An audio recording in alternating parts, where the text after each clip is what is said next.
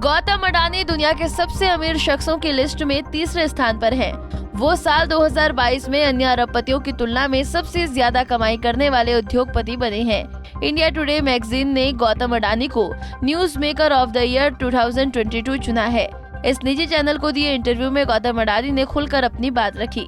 गौतम अडानी से अडानी ग्रुप पर 2 लाख करोड़ रुपए के भारी भरकम कर्ज को लेकर जब सवाल किया गया तो उन्होंने आंकड़ों के साथ इसका जवाब दिया।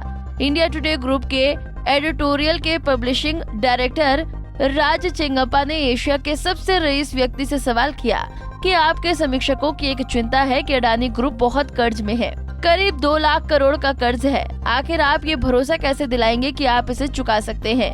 इसके जवाब में अडानी ने कहा कि देखिए, मैं खुद इस तरह की बातों से हैरान हूँ क्योंकि हम आर्थिक स्तर पर मजबूत और सुरक्षित हैं। ये शोर 2 तरह के लोग कर रहे हैं। पहले वो जो हमारी आर्थिक स्थिति और कर्ज के बारे में पूरी जानकारी नहीं रखते। अगर वो समझ लेंगे कि कर्ज की सारी गलतफहमी झट से दूर हो जाएगी। इसके अलावा एक और तरह के निहित स्वार्थी लोग जबरदस्ती का भ्रम पैदा कर रहे हैं और हमारी प्रतिष्ठा को खराब कर रहे हैं। अडानी ग्रुप के चेयरमैन गौतम अडानी ने आंकड़े पेश करते हुए बताया कि पिछले 9 सालों में हमारा मुनाफा हमारे कर्ज से 2 गुनी तेजी से बढ़ रहा है। इस वजह से हमारी डेब्ट टू एबिटडा रेडियो यानी कि earning before interest, taxes, depreciation and amortisation 7.6 से घटकर 3.2 के स्तर पर आ गई है। ये वो आंकड़ा है जिससे हमारे ग्रुप की सही वित्तीय स्थिति का पता चलता है। हमारी ज्यादातर कंपनियां इंफ्रास्ट्रक्चर बिजनेस में है, जहां पक्का कैश फ्लो होता है, न कि प्रोडक्शन की तरह। ये बड़ा कारण है कि नेशनल और इंटरनेशनल रेटिंग एजेंसियों ने हमें भारत का सॉवरेन रेटिंग के बराबर रखा है। ये मेरे लिए बहुत गर्व की बात है कि भारत में इतनी सारी कंपनियों वाले सिर्फ अडानी ग्रुप के पास ही सॉवरेन रेटिंग है और अंतर्राष्ट्रीय रेटिंग एजेंसियां बहुत ध्यान से रेटिंग देती हैं और उनका आकलन करने का तरीका भी बेहद मजबूत होता है।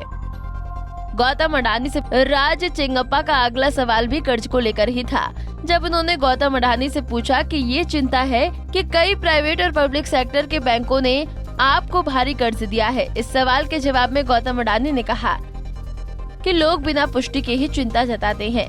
सही बात यह है कि 9 साल पहले हमारे कर्ज में से 86% भारतीय बैंकों से था, जो अब कम होकर महज 32% रह गया है।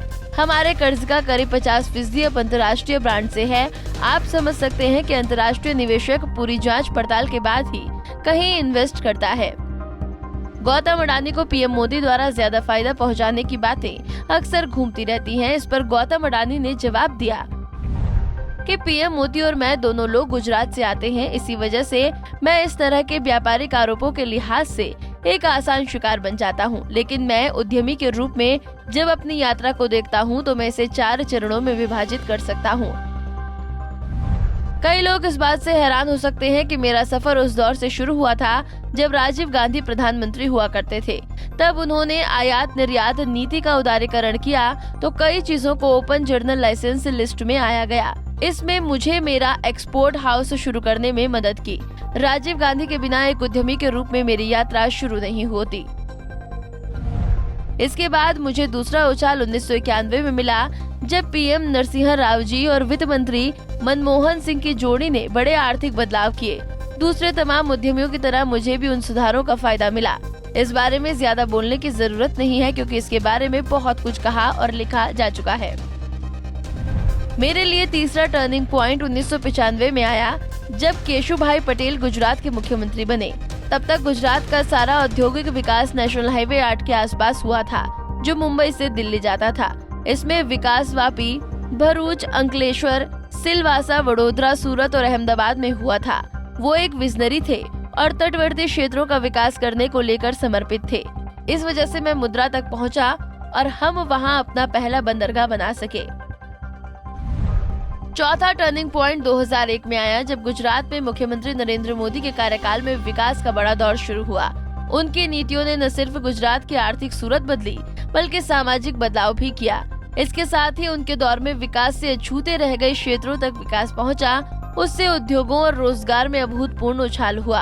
आज उनके नेतृत्व में हम राष्ट्रीय और अंतर्राष्ट्रीय स्तर पर भी विकास देख रहे हैं और एक नया भारत अपनी जगह बना रहा है। ये दुर्भाग्यपूर्ण है कि मेरे खिलाफ इस तरह की कहानियां गढ़ी जाती हैं। जैसा मैंने बताया कि ये सारे आरोप आधारहीन हैं। बता दें कि अडानी ग्रुप का नेटवर्थ 150 बिलियन डॉलर से भी ज्यादा का है और वो सबसे धनी भारतीय हैं। दुनिया के सबसे ज्यादा दौलतमंद लोगों की सूची में उनका तीसरा स्थान है। एक रिपोर्ट के अनुसार साल 2021 में गौतम अडानी की दौलत में 49 अरब डॉलर का इजाफा हुआ था, जो दुनिया के किसी भी अरबपति की तुलना में ज्यादा था। एशिया के सबसे धनी व्यक्ति ने ब्लूमबर्ग की रिपोर्ट के अनुसार साल 2022 में उनकी कुल संपत्ति में 40 अरब डॉलर जोड़े हैं। Bureau report, Punjab Kesari TV. हमसे जुड़े रहने के लिए हमारे YouTube चैनल को सब्सक्राइब करें और नई वीडियो की नोटिफिकेशन के लिए बेल आइकॉन को दबाएं।